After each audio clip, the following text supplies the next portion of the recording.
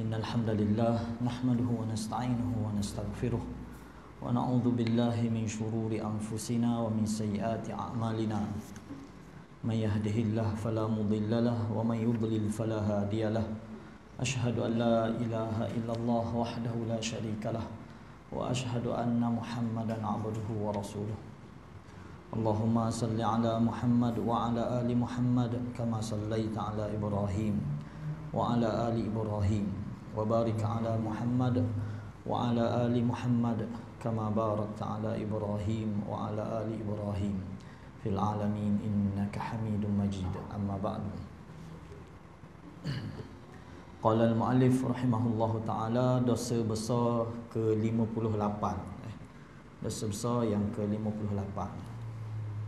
Rentetan daripada dosa besar yang ke-57, iaitu membenci sahabat, membenci, mencaci para sahabat Nabi SAW. Dalam dosa besar yang ke-58, pengkhususan mencela kepada kaum Ansar, iaitu sahabat daripada golongan Ansar. Mencela kaum Ansar secara umum. Nabi SAW bersabda, ayatul iman hubbul ansar wa ayatul nifaq bughdul ansar. Hadis riwayat Imam Bukhari dan Muslim. Nabi kata menjadi tanda seseorang itu beriman ke tidak adalah hubbul ansar, dia cintakan golongan Ansar. Itu tanda seorang yang beriman. Baik di zaman Nabi hari itu hatta sampai ke zaman kita hari ini. Tanda yang mudah orang yang cintakan para sahabat, khususnya dari golongan Ansar, dia orang beriman. Nabi sebut lagu tu. Tak? Cara mudah nak kenal orang beriman ataupun tidak. Wa ayatun nifaq, sedangkan tanda-tanda orang itu ada nifaq dalam diri dia, ada munafik dalam diri dia, bughdul ansar, iaitu membenci golongan Ansar. Benci golongan Ansar. Hari ini ada di kalangan umat Islam yang benci secara total pada sahabat. Dia benci belaka sahabat. Dan dia menganggap para sahabat ni telah murtad selepas daripada wafatnya baginda Nabi SAW. Ini satu dakwaan yang jahat kepada para sahabat. Bukan hanya kepada para sahabat, malah kalau kita kaji molek dengan dakwaan ini, dia telah menjatuhkan imej Nabi kita SAW. Kalaulah dia beranggapan, boleh katakan majoriti sahabat telah riddah, telah keluar daripada Islam selepas wafatnya Nabi, hanya tinggal beberapa orang saja yang dia kenal, seperti Bilal, seperti Salman Al-Farisi, Ali bin Abi Talib dan sahabat-sahabat dari kalangan ahli bait. Hak tu saja beriman, dia kata. Tak. Ada pun hak lain semua telah riddah, berpaling daripada Nabi. Apa kefahaman ni sini? Kefahaman di sini menunjukkan Nabi sendiri tak pandai didik sahabat dia. Betul tak? Menyebabkan para sahabat telah riddah selepas wafatnya Nabi. Ini mentahmah pada Nabi, Nabi tidak berjaya mendidik para sahabat. Ini satu tuduhan yang jahat yang telah dilakukan oleh sebahagian dari golongan Syiah. Bukan semua. Bukan semua Syiah ni mencaci sahabat, tidak. Tapi sebahagian mereka ni mencaci sahabat. Bukan caci biasa-biasa. Saya pernah berkawan, pernah bersaing dengan golongan ni, dan kita tengok Masya Allah, bagi mereka caci sahabat ni satu gurauan biasa sahaja. Tak? Dia buat gurau sama dia, kalau ada di kalangan kawan-kawan dia jenis cakap pelawak, benda ucapan dia kata, mu ni macam Abu Hurairah, dia kata. Kita boleh buat ayat. Dia kata, mu ni pelawak macam Abu Hurairah. Apa? Mentaliti sebahagian golongan Syiah, dia menganggap Abu Hurairah ni penipu besar, pereka hadis Nabi SAW. Ini ucapan yang jahat. Sedangkan kita kata, para ulama kita ahli sunnah menganggap mencaci maki sahabat ni termasuk dosa besar, bukan dosa kecil. Bukan dosa besar. Sebab apa? Caci orang lain dosa juga, tetapi caci para sahabat lebih teruk. Membenci para sahabat ni satu dosa yang besar di sisi Islam. Kenapa? Sebab mereka ni sebagai hamalatud-din, orang yang bertanggungjawab bawa agama ke kita. Nampak tak? Selepas wafatnya baginda Nabi, Nabi SAW Setakat yang kita tahu sejauh mana Nabi ni berjalan ataupun merantau. Jauh mana Nabi pergi selepas jadi Nabi. Selepas dilantik menjadi Nabi, Nabi menyampaikan dakwah paling jauh mana Nabi pergi. Habis jauh Nabi hanya sampai ke Mu'tah sahaja. Mu'tah ni di Jordan. Situ je habis jauh Nabi pergi. Ada pun tempat-tempat lain Nabi tak aja sapa. Yaman Nabi tak aja sapa. Bahrain Nabi tak aja sapa. Malaysia jauh sekali. Nak dakwa boleh belaka. Ada orang dakwa dia kata Nabi sapa kat kampung dia secara yaqazah dia kata. Ni dakwaan semata-mata. Sedangkan Nabi hanya pernah jejak bumi ni hanya sampai ke Mu'tah sahaja. Sedangkan Islam telah tersebar luas. Siapa yang bertanggungjawab bawa ni? Para sahabat.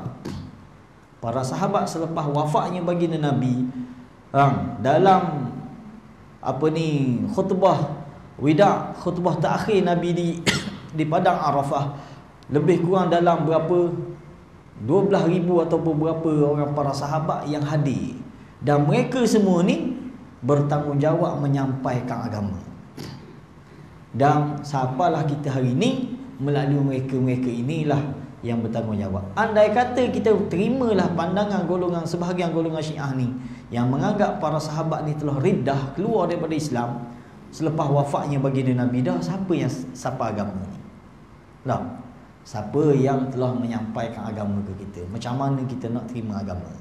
Ini satu pemahaman yang jahat. Dan Nabi SAW beri panduan kepada kita, tanda seseorang itu beriman kepada Allah, hubbul ansar, dia cintakan para sahabat dari golongan ansar. Dan tanda orang tu ada penyakit nifaq, penyakit munafik dalam diri dia adalah bughdul ansar, dia membenci golongan ansar. Jadi mana-mana orang yang terlibat dengan Syiah, kita tahu tempat kita ni pun ada kajilah, istikharah lah, mintalah petunjuk daripada Allah, tinggalkanlah mazhab yang kita kata menyeleweng dan juga dengan mudah-mudah memaki dan mencaci sahabat. Saya pernah sekali awal-awal dulu orang masuk dalam grup ni, nampak grup hujah pondok. Kita ingat grup pondok mana, rupa-rupa dalam tu pokok Syiah saja dalam. Nengung kita dah. Pagi-pagi buta lagi. Lepas mai subuh dia belek tengok benda doa, ada doa. Benda doa dia, Allahumma la'an Abu Bakrin wa Umar. Laknan syadidan. Dalam doa ni, ya Allah, laknatlah Abu Bakar, laknatlah Umar. Tak pasal-pasal pagi buta. Nak kata pun. Hak lebih teruk lagi bahawa Syiah ni, hatta di dalam kunut semayang dia. Syiah ni dia lebih advance pada kita. Kita mazhab Syafi'i kunut dah mai subuh je dah. Syiah ni 5 waktu yang bahan kunut sama. Sepanjang tahun, tualus sana dia kunut. Antara benda yang dia baca dalam kunut, melaknat sahabat. Laknat Abu Bakar, laknat Umar, laknat Aisyah. Dalam kunut semayang, kita boleh bayang. Apa benda, apa tujuan? Malaikat tak semata-mata membenci para sahabat tanpa tanpa hujah, tanpa benda pun. Semua dakwaan sahaja. Tak, dia benci sahabat ni atas dakwaan, atas cerita-cerita yang dia reka sendiri. Apa tak? Cerita-cerita yang dia reka. Dia kata ni siapa ni ahli baik, berasa hatilah dengan orang ni, semua cerita tu dakwaan semata. Apa tak? Dan Nabi SAW sebut lagi, la yuhibbuhum illa mu'min wa la yubghiduhum illa munafiq. Tidak adalah yang mencintai para sahabat ini, khususnya dari golongan Ansar, adalah orang yang beriman. Hanya orang yang beriman cintakan Ansar, Nabi kata. Wala yubghiduhum illa munafiq. Dan tak adalah orang yang membenci golongan Ansar ni melainkan orang munafik. Ada penyakit nifak dalam diri dia. Jadi hari ni golongan Syiah dia telah mempamerkan munafiknya diri dia apabila dia menzahirkan benci sahabat. Ni Allah beraluh lah ni. Ada di kalangan ulama hak kerah lagi, dia tak anggap Syiah ni Islam tu. Dia kata bukan Islam. Ada pernah orang bertanya fatwa kepada salah seorang ulama di negara Arab tu. Tanya, Syekh, adakah orang Syiah ni telah terkeluar daripada Islam? Dia tanya soalan. Syekh pun jawab, tahu dia Syekh jawab. Dah bila masa dia masuk Islam? Bila masa dia masuk Islam? Sampai tahap tu. Sebab kalau kita kaji golongan Syiah ni, dari sudut ibadah dia, dari sudut akidah dia, semua awak belaka. Apa tak? Boleh katakan semua rekaan sahaja. Baik bab akidah, majoritinya bab akidah Mu'tazilah. Tu akidah Syiah. Boleh katakan keseluruhan akidah Syiah ni Mu'tazilah, termasuk Syiah yang paling dekat dengan kita, Syiah Zaidiyah. Syiah Zaidiyah, saya sempat belajar di Yaman beberapa tahun, dan kita duduk di kawasan puak-puak Syiah Zaidiyah ni. Kita tahu tak? Syiah Zaidiyah ni Syiah yang paling hampir dengan ahli sunnah, dan satu-satunya Syiah yang tidak mencaci sahabat, tidak mengkafirkan sahabat. Ini Syiah Zaidiyah. Bukan semua juga, sebahagian Zaidiyah. Tak?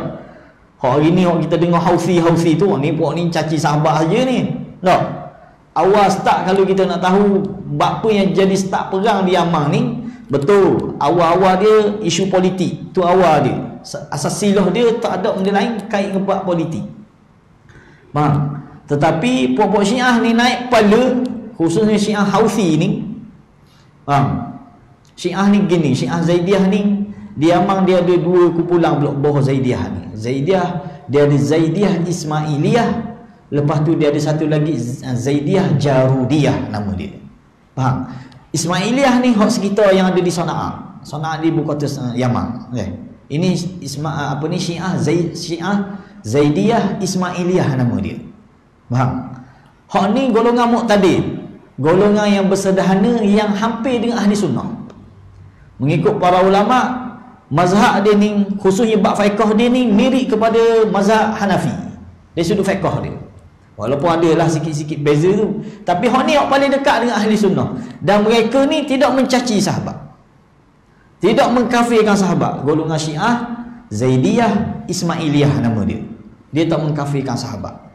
Malah fatwa ulama-ulama kita yang sederhana, kita boleh semayang di belakang dia. Kita boleh semayang di belakang dia. Faham? Bukan setakat tu, mereka bukan setakat tidak mencaci sahabat, bukan setakat tidak mengkafirkan sahabat, malah mereka menerima khilafahnya Abu Bakar, Umar dan Uthman. Hak ni hak paling utama. Ada pun Syiah lain tolak terus, tak terima, tidak mengiktiraf Abu Bakar sebagai khalifah pertama, Umar sebagai khalifah kedua, tak terima terus. Syiah lain, termasuk Syiah Iran. Orang nak takrik dengan Iran ni, dia tak terima Abu Bakar sebagai khalifah. Macam mana kita boleh terima dia sebagai saudara? Dia tak terima tu. Dia kata Abu Bakar telah merampas hak Ali sebagai khalifah. Tapi Syiah Zaidiyah tak. Malah dia menerima Abu Bakar sebagai khalifah, Umar sebagai khalifah, Uthman sebagai khalifah. Cuma beza sikit dengan kita. Dia kata kalau tanya dia antara Saidina Ali dengan Abu Bakar mana lebih layak, dia kata layak Ali. Tu je beza. Mana nak lebih Ali juga. Tapi Abu Bakar sah jadi Abu Bakar, Abu Bakar sah jadi khalifah dalam keadaan Ali lebih layak. Siapa mereka dia letak satu kaedah usul dalam fiqh dia. Imamul mafdhul layaknya, ataupun apa dia punya istilah kita tak ingat. Inda wujudil fadil. Imamul mafdhul inda wujudil fadil. Ini usul dalam fiqh dia. Sahnya imam yang kurang baik dalam keadaan adanya imam yang lebih baik. Dia tuju siapa ni? Tuju Abu Bakar dengan Ali lah. Sah tak Abu Bakar jadi khalifah? Sah.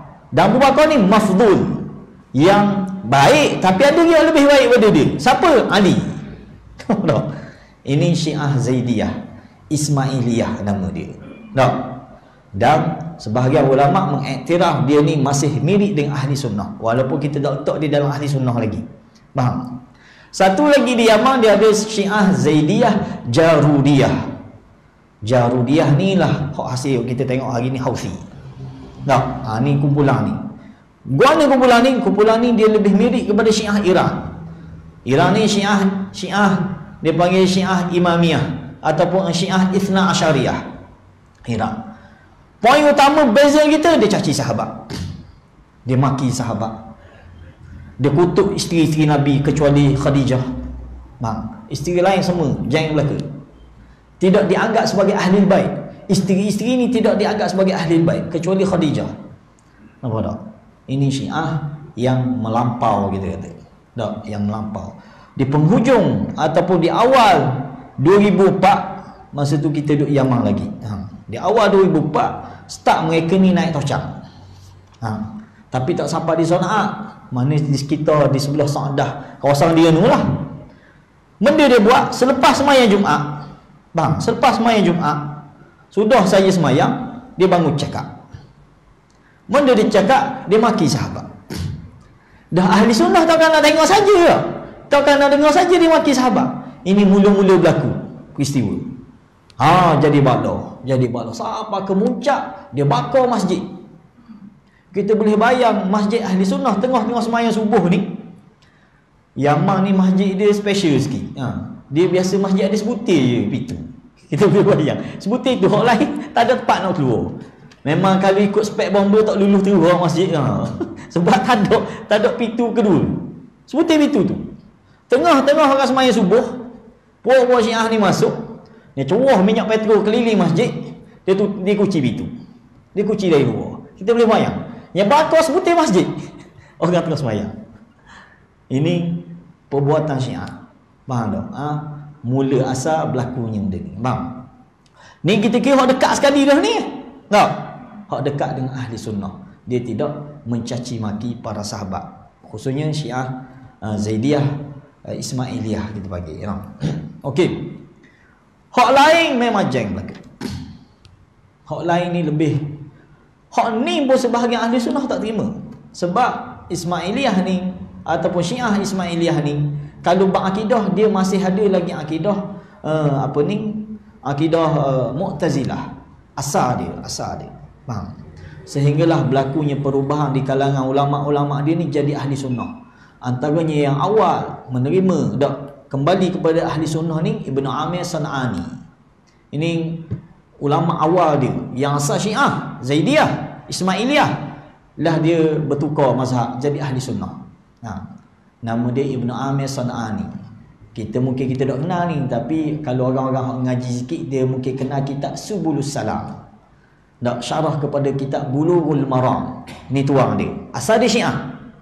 Kita pernah ada orang pelajar-pelajar yang bukan pelajar Yaman lah, mungkin pelajar Mesir mana. Dia kata Ibnu Amir ni Syiah. Dia kata. Kita rajin tengok dalam WhatsApp. Kelolo kita rasa tak. Sebab dia bukan Syiah dah, asal dia Syiah. Dia telah kembali kepada ahli sunnah. Dan imam yang kedua yang lebih, orang kata lebih agresif lagi pada Ibnu Amir San'ani, nama dia Imam Asy-Syaukani. Hak ni dia tinggal secara total mazhab dia. Bukan setakat tinggal, dia canggah pula Syiah. Habis segala benda-benda hak Syiah buat tu semua dia canggah pula ke. Ini Imam Asy-Syaukani digelar, diiktibar dia sebagai seorang imam. Malah hak pengikut-pengikut dekat dia menganggap Imam Syaukani ni telah membina satu mazhab dia sendiri. Sampai tahap tu dia ada usul dia sendiri, dia ada fiqh dia sendiri. Nampak tak? Ini Imam Asy-Syaukani asal daripada Syiah, kembali kepada ahli sunnah. Dan kitab-kitab dia ni menjadi rujukan ulama dunia. Kitab-kitab dia ni Sailul Jarrah, kitab dia Nailul Autar, kitab dia Durari Mudiyah. Ni kitab-kitab karangan dia yang hebat, yang menjadi panduan kepada ulama-ulama ahli sunnah. Nampak tak? Habis, ini kita kata termasuk dalam dosa. Kalaulah kita temu saing-saing kita ataupun anak beranak kita yang terpengaruh mengenai Syiah ni, kita kena berhujah dengan matang dengan dia. Tak perlu bawa ayat Quran, tak perlu bawa hadis, sebab apa dia tak pakar. Dia kena hujah dengan lebih kepada kita kata dengan berhujah dengan akal bawa ni. Kalau kita baca ayat Quran, baca hadis, dah perawi hadis pun dia tak pakar dah. Macam mana dia nak terima hadis? Sebab kebanyakan hadis ni diriwayat oleh Abu Hurairah. Dia kata Abu Hurairah pelawak. Habis cerita kita. Habis cerita.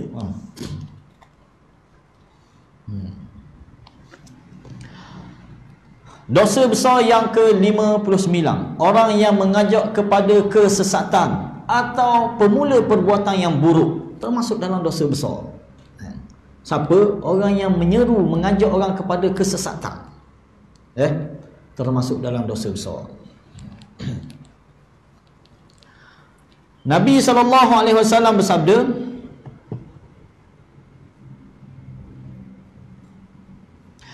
man da'a ila dhalalatin kana alaihi minal ithmi mithlu athami man tabi'ahu la yanqusu dhalika min athamihim syai'a. Nabi kata, barang siapa yang menyeru kepada kesesatan, benda maksud kesesatan, yang kita faham apa maksud sesat. Sesat ni tak kafir lagi. Orang yang sesat dia tak kafir lagi. Tapi orang kafir confirm dia sesat lah.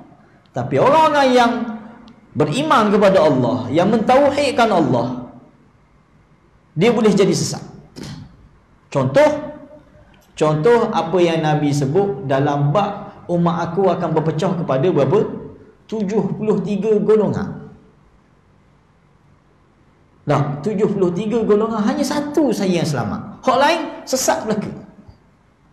Persoalan 72 ni kafir ke mana? Tak kafir. Bang, dia tersesat. Jadi kita kena faham benda definisi sesat ni. Sesat ni benda yang menyeleweng daripada ajaran Rasul. Sesat. Apa tak? Mana-mana ajaran yang menyeleweng daripada ajaran Rasul, itu tersesat kita panggil. Ini definisi mudah. Nampak tak? Rasul ajar semayang dengan niat, dengan pergerakan, dengan bacaan, dengan af'alnya, perbuatannya. Tiba-tiba dia pergi ajar semayang pakai niat saja. Ini tersesat kita panggil. Nampak tak? Rasul ajar akidah begini Rasul ajar. Dia ajar akidah lain. Ini menyeleweng. Tersesat. Ada orang dia tersesat dari sudut akidah, seperti Mu'tazilah, Jabariyah, Qadariyah. Ini orang yang menyeleweng, tersesat dari sudut akidah. Peweng tu. Ada juga yang tersesat dari sudut ibadah. Macam mana? Dia buat ibadah selain daripada ibadah yang Nabi buat. Apa tak? Dia buat ibadah selain daripada Nabi buat. Maka barang siapa yang seru kepada benda ni, termasuk dalam dosa besar. Kena beringat kita. Pertama kita kena beringat, orang sesat ni dia masih dalam Islam. Malah kadang-kadang dia pakai serban besar pada kita lagi. Kadang-kadang. Dia ubah dia bisa pada kita lagi. Dia punya zikir Masya Allah, puluhan ribu sehari dia berzikir. Hari ni ada sepupu kita share, tanya soalan. Dia kata, ada tak nama Allah Daim? Saya dengar ada zikir, dia panggil asasul zikr, asas dalam berzikir. Bisa. Kita tengok.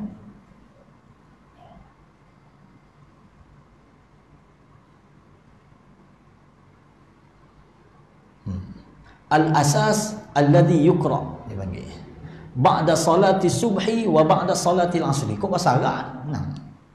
Tapi benda zikir dia, bila dia suruh berzikir ni, selepas sembahyang subuh dan selepas sembahyang asar, zikir ni kena baca. Pertama, Bismillahirrahmanirrahim 100 kali. Tak apalah, kata angka tu kita tak tahulah mari mana, tapi Bismillahirrahmanirrahim ni kita kira zikir. Ada sumber dia. Lepas tu Astaghfirullahalazim huwat tawwabur rahim 100 kali juga. Beres lagi. La ilaha illallah 100 kali. La ilaha illallah 100 kali. Lepas pada tu ya daim 300 kali. Ya daim 300 kali. Lepas tu selawat pula, Allahumma salli ala sayyidina Muhammad wa alihi wa sallim 100 kali.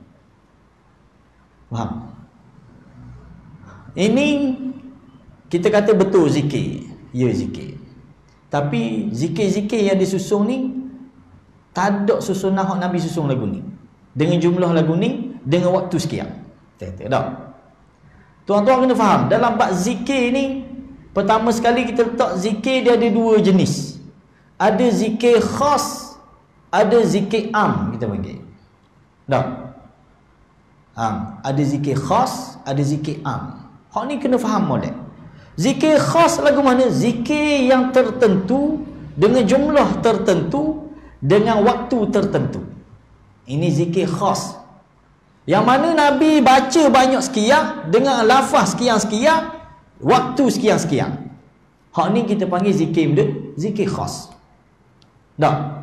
Zikir yang khusus. Contoh, zikir selepas mayang. Tak? Zikir selepas mayang ni Nabi tak baca benda lain. Nabi tak baca benda lain, melainkan hak tu lah Nabi baca. Dari awal Nabi mengajar para sahabat, sapalah wafat, sapalah hamba Allah Ta'ala bihumma. Tak? Hak tu saja Nabi baca. Maka para ulama kata sini zikir khas, tak boleh kita baca benda lain. Apa tak? Zikir pagi petang, ada zikir-zikir yang khas Nabi baca, disusun oleh para ulama. Waktu pagi Nabi baca benda ni 3 kali, benda ni 3 kali, benda ni sekali, benda ni 100 kali Nabi baca. Ini kita panggil zikir khas. Dah. Begitu juga waktu petang. Dan ada zikir-zikir yang dipanggil zikir keluar masuk. Zikir keluar masuk. Nak masuk masjid Nabi baca benda, nak keluar masjid Nabi baca benda. Lah, ini zikir khas. Nak masuk tandah Nabi baca benda, nak keluar tandah. Tak, sebahagian yang kita ajar di peringkat pasti kita dah. Alhamdulillah. Ini zikir khas. Guana kita kata definisi ulama tak, zikir khas ni lafaz tertentu dengan bilangan yang tertentu, tak, dengan waktu yang tertentu. Dia terikat. Tak, dia terikat dengan masa, terikat dengan lafaz, terikat dengan bilangan. Contoh kita ambil zikir subhanallah 33 kali. Berapa dah saya ada masa lebih sikit. Boleh tak saya nak baca lebih sikit? Nak baca 100 kali. Tak payah pandai, tak payah bijak. Nabi suruh baca 33 kali. Baca 33 kali ya, lepas mayang. Alah, kalau lepas mayang. Faham? Sebab benda, sebab ni ulama kata zikir khas. Yang reka benda lain waktu lah membaca. Situ dah.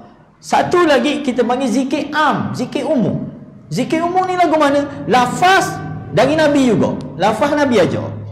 Cuma Nabi tak letak berapa bilangan dia, dan Nabi tak letak bila kena baca. Dah.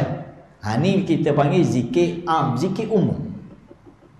Umum. Bila-bila masa pun kita boleh baca, banyak mana pun kita boleh baca. Tapi lafaz Nabi aja. Contoh, subhanallah wa bihamdih, subhanallahil azim. Dalam hadis takhir Sahih Bukhari dah, kalimatan khafifatan 'alal lisan, thaqilatan fil mizan, habibatan ila rahman, subhanallah wa bihamdih, subhanallahil azim. Nabi tak sebut berapa bilangan, Nabi tak sebut bila kena baca. Maka bacalah banyak mana bila pun nak baca. Dah. Seperti selawat. Selawat ni ada selawat yang umum. Bila-bila pun kita boleh selawat. Dengan lafaz yang Nabi ajar. Dah. Nabi sendiri ajar guna cara nak berselawat. Ada pun selain pada Nabi ajar, kita kata tu bukan selawat. Itu kita panggil qasidah, kita panggil nasyid. Tak kira lah kita nak panggil lagu ke, terserah. Tapi untuk kita dapat pahala yang Nabi kata, man salla alayya wahidan sallallahu alaihi asyra. Nabi kata barang siapa yang selawat ke aku sekali, Allah akan selawat ke dia 10 kali. Macam mana kita nak dapat fadilah ni? Mesti berselawat sebagaimana lafaz Nabi ajar. Baru kita boleh. Kalau kita buat nasyid ataupun qasidah, kita hanya boleh qasidah tu. Boleh pahala puji Nabi. Dah. Tapi nak boleh pahala 10 ni, dah 10 kali selawat Allah ni, mesti selawat sebagaimana lafaz Nabi ajar. Tu kaedah ni. Nampak tak? Habis situ. Kedua, zikir ni ada 3 kategori. Tadi jenis kita bagi. Tak tahu betul tak ayat kita tak. Tu jenis. Ada zikir umum, ada zikir khas. Tak. Kedua, kategori zikir. Zikir ni ada 3 kategori. Kita letak 3 kategori lah mudah. Yang pertama, zikir-zikir yang sahih mari daripada Nabi. Hak Nabi sendiri ajar. Tak. Mari mana kita tahu Nabi ajar ni? Melalui hadis-hadis yang telah disusun. Tak. Benda ni Nabi baca, benda ni Nabi baca, benda ni Nabi baca. Ini kita panggil zikir yang sahih datang daripada mulut Nabi sendiri, ataupun apa yang dibuat oleh sahabat diakui oleh Nabi. Ini kita panggil zikir yang sahih, yang kita boleh beramal. Pertama. Kedua, kita ada zikir yang dhaif. Ada hadis tapi riwayat dia lemah. Tak? Ada hadis tapi riwayat dia ulama kata lemah zikir ni. Nampak tak? Hak ni ulama bagi dua. Ada sebahagian yang mengharuskan kita beramal, ada kata tak payah. Atas kita tu. Syarat dhaif dia tu dhaif yang ringan, bukan dhaif yang berat, bukan dhaif yang munkar. Kita panggil tak? Contoh kita ambil, kita zikir lepas mayang tadi. Kita ada baca Allahumma ajirni minan nar, ataupun kita baca Allahumma ajirna minan nar. Tak? Ada hadis tak? Ada hadis. Tapi para ulama kata hadis dia dhaif. Maka ada orang boleh nak beramal, silakan beramal sebab ada dalil dia. Tak? Ada hadis walaupun dhaif. Kita panggil tak? Dan jenis ketiga ataupun kategori ketiga kita panggil zikir yang disusun oleh para ulama, yang tak ada sumber daripada Nabi, yang bukan ajaran ataupun perbuatan para sahabat. Ini zikir mari mana hak ulama susun. Hak ulama yang apa ni, yang karang, yang tulis. Tak? Hak ni kita kena tengok dulu. Pertama, sebahagian ulama hak tegas dia kata tak boleh beramal tu.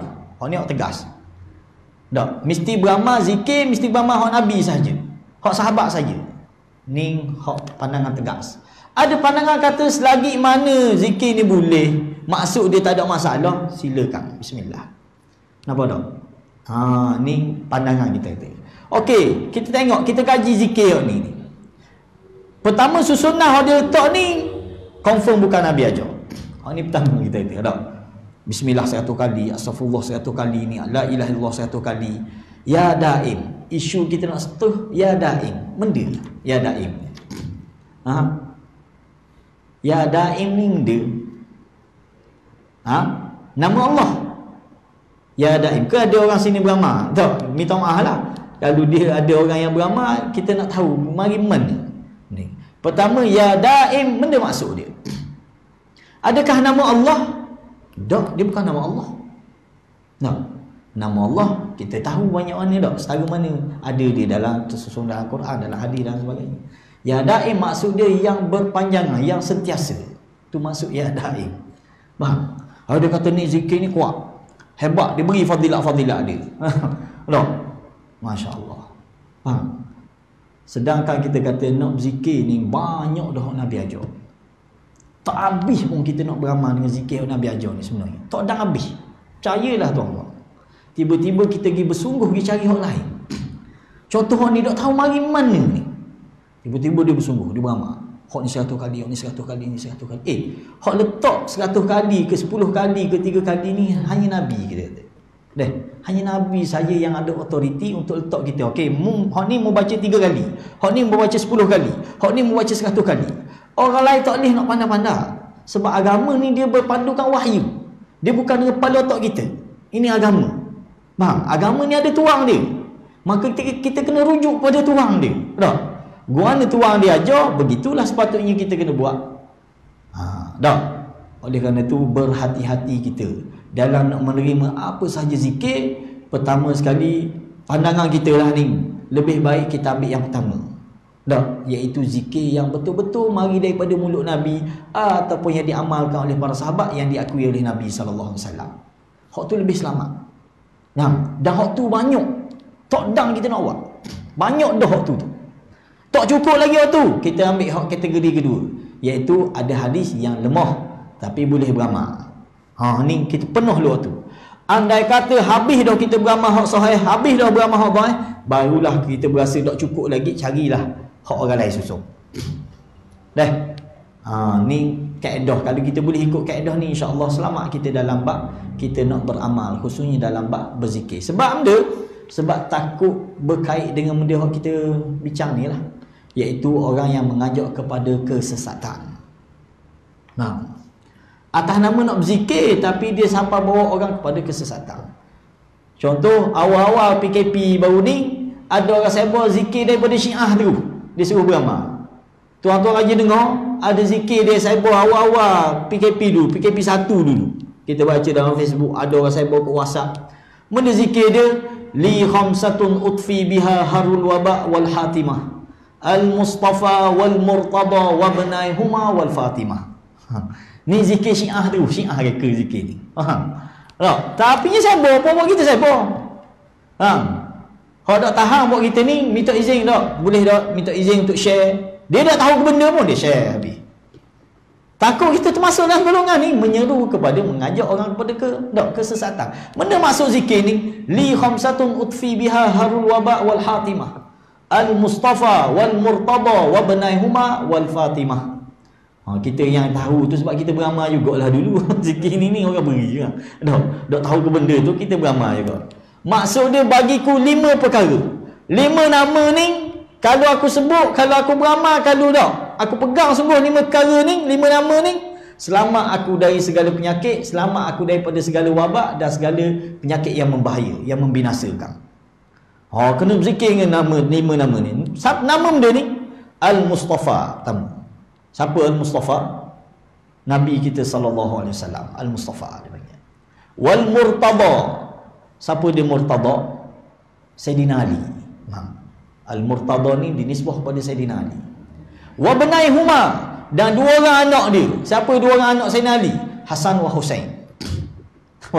Hasan wa Husain. Wal Fatimah, dan isteri dia Fatimah anak Nabi. Sebut 5 nama ni, insya-Allah selamat daripada corona. Orang sibuk awal PKP dulu. Betul tak zikir ni? Tak betul. Pertama, dia maksud dia bahaya. Dari sudut akidah, boleh menjejas akidah kita. Kalau kita ada kepercayaan bahawa 5 nama ni boleh menyelamatkan kita daripada segala penyakit, segala wabak dan segala benda. Tapi ahli sunnah hak sibuk, orang-orang kita bukan Syiah hak sibuk dah. Orang kita hak tak tahu ke benda ni sibuk kat Facebook ke apa. Beringat sebab ini termasuk dalam dosa besar. Nabi kata, man da'a ila dhalalah, barang siapa yang menyeru kepada kesesatan, kana alaihi minal ithmi mithlu athami man tabi'ahu, maka ke atasnya dosa seperti mana dosa-dosa orang yang ikut dia. Semua orang ikut dia tu semua bahang atas kepala dia berdosa. Dia yang seru orang kepada ad-dhalalah. Bahaya. Ghaliknya seruang-seruang kepada kesesatan ni, ghaliknya asas dia adalah hadis palsu. Tu asas dia. Kita ceklah mana-mana kumpulan yang menyeru pada kesesatan ni, tak ada benda lain hujah dia, biasanya hadis palsu. Hadis yang direka-reka. Sebab dia kait dengan hadis, sebab nak suruh orang ikut. Dia nisbah, ni Nabi kata, ni gini, ni Sayyidina Ali kata, ni lalu orang pun terikut. Ini ghaliknya penyeru kepada kesesatan ni, dia akan menisbahkan diri dia kepada hadis-hadis palsu yang diada-adakan. La yanqusu zalika min athamihim syai'a, tidak akan kurang sedikit pun daripada dosa-dosa mereka, akan dirembah atas kepala penyeru tadi. Orang yang seru kepada kesesatan ni, dia paling berat kena. Dia paling dosa sebab dialah yang bawa orang kepada kesesatan. Apa tak? Jadi kita kena faham, pertama kena faham apa itu kesesatan. Kesesatan ialah segala amalan, segala ajaran yang menyeleweng daripada ajaran Nabi. Itu kesesatan belaka. Atas nama tiket agama diseru. Pala bapak sekali hamba bawa ajak orang kesesatan ni adalah Dajjal laknatullah alaihi. Dajjal akhirat besok dia ajak orang kepada agama, tetapi agama yang menyeleweng daripada ajaran Nabi sallallahu alaihi wasallam. Ni bapak sekali kesesatan. Dajjal dinisbahkan, maksud dia pendusta besar. Faham? Pendusta besar. Apa dia jadi pendusta besar? Sebab dia berdusta atas nama agama. Dia ajak orang, dia bawa syurga, dia bawa neraka, orang habis ikut belaka. Ini penyeru kepada kesesatan yang paling besar sekali. Baginda Nabi sallallahu alaihi wasallam bersabda lagi, man sanna sunnatan hasanat sayyi'atan kana alaihi wizruha wa wizru man amila biha min ba'dihi min ghairi an yanqusa min auzarihim syai'. Ini hadis ni famous tak? Hadis ni cukup masyhur lah. Cuma dalam memahami hadis ni, ada sebahagian orang salah faham dengan hadis ni, lalu diguna hujah sebagai orang kata benda untuk menyokong perbuatan-perbuatan dia. Sedangkan maksud hadis ni lain. Kita tengok. Ni separuh perenggan kedua hadis. Hadis dia panjang tak? Kita Oleh kerana masa tak ada tu, kita baca hak ni je lah dulu lah.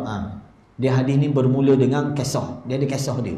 Sebagaimana Quran dia ada asbabun nuzul, dan sebab-sebab turunnya ayat. Hadis pun begitu.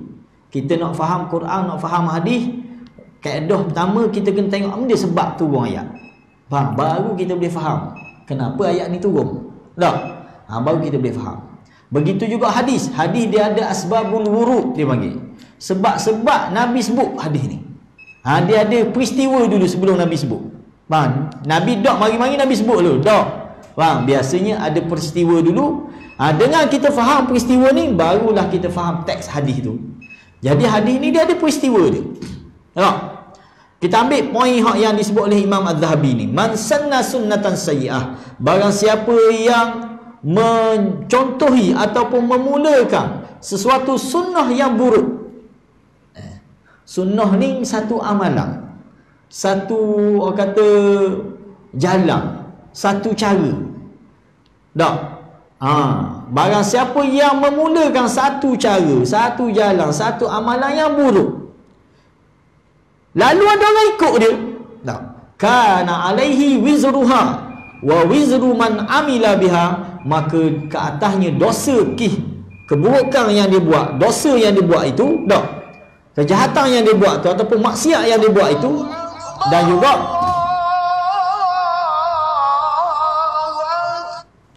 dan dia akan tanggung juga dosa-dosa orang yang ikut selepas pada dia, min ba'dihi min ghairi an yanqusa min auzarihim syai', tak kurang sedikit pun daripada dosa-dosa orang yang ikut dia.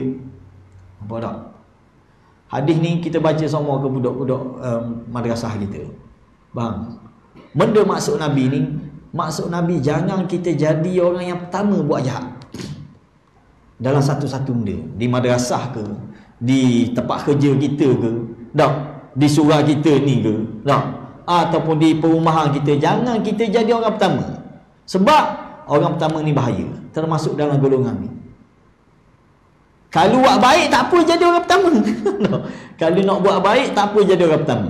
Oh, dia punya sahang dia besar kalau orang pertama buat baik. Faham? Tapi buat jahat jangan sekali-kali. Biar kita bukan suruh buat jahat ni, tapi kalau nak buat jahat sangat kau tanya dulu, ada orang buat lagi jahat ni. Faham? Kita sebut kita contoh, kita pergi ke pelajar-pelajar kita, biasanya di madrasah, di sekolah, orang budak isap rokok. Tak? Contoh di madrasah asal tak ada orang pernah isap rokok di madrasah. Contoh, tiba-tiba kita orang pertama buat peli isap rokok belakang yang bang, contoh. Bang.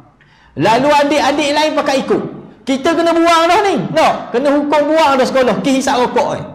Lalu lepas pada dia pula orang lain ikut. Ada pula orang lain ikut. Hak ni Nabi masuk ni. Man sanna sunnatan sayyi'atan. Siapa-siapa yang tunjuk contoh yang buruk lalu diikuti oleh orang lain, maka dia tanggung dosa kejahatan dia buat tu, dan dia tanggung habis dosa-dosa orang lain yang buat selepas pada dia. Contoh kita ambil, Nabi sebut berdasarkan hadis Nabi kata, siapa orang pertama yang bunuh orang? Siapa orang pertama yang bunuh orang? Anak Nabi Adam AS. Tak? Anak Nabi Adam. Tak kira lah Qabil ke Habil ke tak? Dia orang pertama yang bunuh orang. Buat sunnah ni, sunnah jahat ni. Sebelum ni tak pernah orang, anak beranak Nabi Adam tak erti bunuh orang ni. Tiba-tiba dia orang pertama buat. Maka Nabi kata sallallahu alaihi wasallam, mana-mana berlaku pembunuhan di dalam dunia ni sampai akhirat besok, dosa atas kepala dia berlaku. Kita boleh bayang banyak mana. Nampak tak? Jadi kita pesan kita budak-budak madrasah kita kata, mu nak buat jahat mu tanya dulu. Ada orang buat tak sebelum? Kalau ada orang buat beres. Tak. Jangan mu jadi orang pertama. Bukan suruh buat jahat, tapi beringat. Sebab kalau jahat yang pertama jadi contoh kepada orang lain ni, masya-Allah, kita akan tanggung habis dosa-dosa selepas pada itu. Tak? Sama juga sebelum ni Nabi kata hadis tentang man sanna sunnatan hasanatan falahu ajruha wa ajru man amila biha. Nabi kata barang siapa yang tunjuk contoh yang baik lalu diikuti oleh orang lain, maka dia dapat pahala kebaikan yang dia buat, dan dia dapat pahala kebaikan orang-orang lain yang ikut dia selepas pada itu. Hadis ni bukan Nabi suruh kita, Nabi ajar kita suruh reka amalan baru. Dah, jangan salah faham. Ramai orang dengan hadis ni dia berhujah, tu Nabi katakan man sanna sunnatan hasanah. Tak? Maka ni saya buat ni bid'ah hasanah lah dia kata tak? Tak. Nabi tak pernah beri. Nabi tak pernah beri tauliah kepada kita untuk mereka amalan-amalan baru.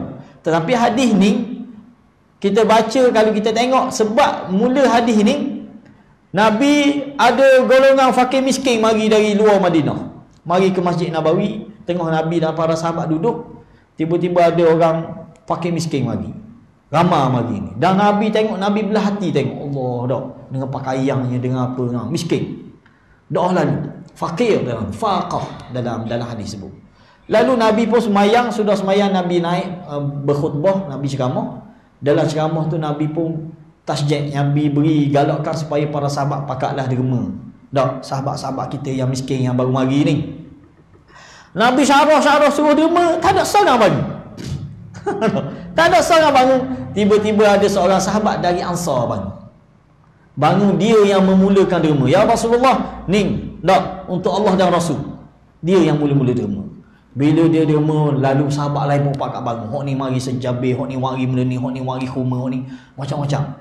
Sampai mereka perawi hadis ni, sahabat yang riwayat hadis ni kata, aku tengok berubah muka Nabi. Tadi Nabi bersedih, tiba-tiba Nabi bergembira.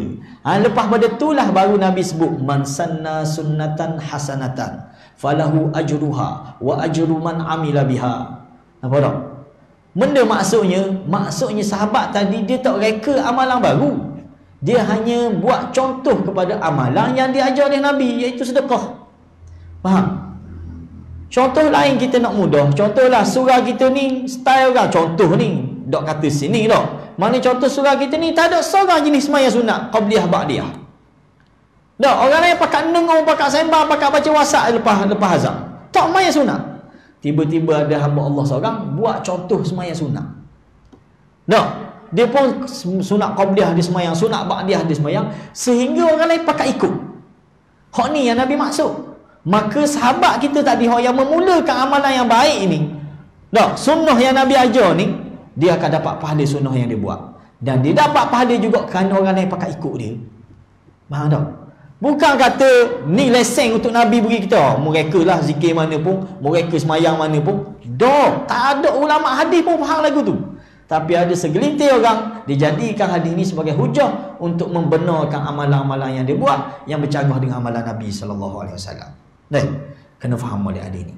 Oleh kerana itu, dalam bab ni kita kata, bab beramal kita ni, bab beragama kita ni, kalau tak kena cara, kita boleh bawa kepada dosa besar ni, iaitu menyeru orang kepada kesesatan. Wal'iyadzubillah. Subhanakallahumma wa bihamdika asyhadu an la ilaha illa anta astaghfiruka wa atubu ilaik. Wassalamualaikum warahmatullahi wabarakatuh.